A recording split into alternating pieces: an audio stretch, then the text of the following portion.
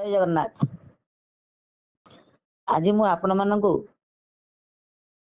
गोटे निछक सत कथा व्यासदेव लेखा पद्म पुराण पाताल खंडरू अयोध्या रे जन्म नहीं रजकर पूर्व जन्म कथा उपस्थापन करुछि। दिनकर घटना जनक नंदिनी माँ जानकी जेतेबेले 7 वर्ष बयस होइतिला से तांको उद्यान रे सखी मानकु धरी से बुलुथिले। सेही समय रे भगवान बाक शक्ति देइचंदी सुख पक्षी की।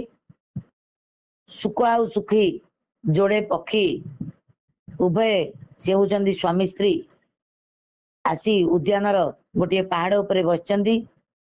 से पहाड़ उपरे सुख सुखी कथबार्ता होचंदी रामायण को कथा कुआकई होचंदी। से समय रे माता सीतांकर आखि पड़िला सुख आउ सुखी उपरे। सुखी कहूची रामायण जे अयोध्या रे जन्म नहीं वर्तमान अयोध्या नरेश दशरथंकर नंदन रामचंद्र। से रामचंद्र को जनक नंदिनी माँ सीता देवी विवाह हब। सीता को जितेबले 14 वर्ष होइतिबो से रामचंद्र को विवाह करिवे। विश्वामित्र राम लक्ष्मण को जनकपुरी की नहीं के आसीबे। एही समय रे माता सीता बहुत आग्रह आसी जाइची। अरे ये मो कथा कहउचंदी मो स्वामी को कथा कहउचंदी मो अयोध्या रे बाहाबी। से निजे लक्ष्मी माता हेतिले मध्य जोगमाया तांको आच्छादित करिची से सब भूली जाइचंदी।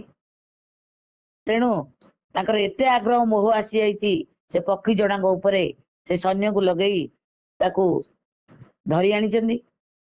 धरी आनी तांको कहिचंदी देखो तुमको मु सुना पंजुरे रखिबी दूध सर क्षीर पक्व फल खाया को देबी। तुम्हें सब बेले रामायण दी जन जाक रामायण कथा कहइबो मो स्वामी को कथा कहइबो मु सुनिबी।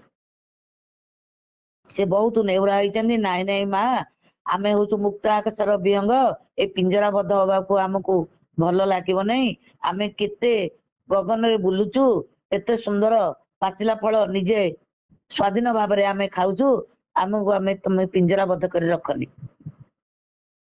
तापरे कहिचंदी तुमे ए रामायण कथा मो स्वामी कथा मो कथा कोउठु सुनिलो तमे केमिति जानिलो। सेतेबेले सुख पक्षी कहिची माँ आमे होचु वाल्मीकि आश्रमर सुख सुखी से होची मो स्त्री। वाल्मीकि सबुदिने गोटे गोटे अध्याय रामायण लिखंती। संध्या बेले शिष्य मानकु धरी सबु से रामायण रो कथा को सुनांती। से समय आमे सुनिकरी मन रखिछु। हमको निजे जो आश्रम रे वाल्मीकि आश्रम रे रहिछु वाल्मीकि ऋषि भी हमको केबे पिंजराबद्ध करि नांती। आमे सबु बेले आश्रम रे रहू आ आमे मुक्त आकाश रे बुली बुली आम खाद्य संग्रह करू। पुणी संध्या बेले आसी वाल्मीकि आश्रम रे आमे रामायण सुनु। तेणु तुमे हमको सुना गिनारे क्षीर सर दूध सर मध्य पक्व फल देले मध्य आमे केबे संतुष्ट हबुनी। दया करी आमे तुमको अनुरोध करूछु हमको पिंजराबद्ध करिक रख नाही। सीतांकर एते लोभ बढ़ी जाइची एते मोह बढ़ी जाइची से न सुनी ता कथा ताकू पिंजराबद्ध करिसेंती। जेतेबेले सुख बारंबार अनुरोध करिची कहिची देखो माँ मो स्त्री अंतसत्वा ता गर्भ रे जोड़िए डिंब अछि तुमे दया करी हमको छाड़ी दियो। से एते अनुरोध कला परे से सुख को कहिचंदी सुख तुमे पछके जाहरी किंतु तुम स्त्री को मु जो मो कथा मो स्वामी के कथा सुनिची से मते बहुत कथा कहिबे मु सुनिबी मोर लोभ होउची मु तांको छाड़ीबिनी। तेणु से सुख गछ उपरे बसिची जेते अझट करिची जेते कहिचन जेते अनुरोध करिची सीता माता सुखी की छाड़ी नांती।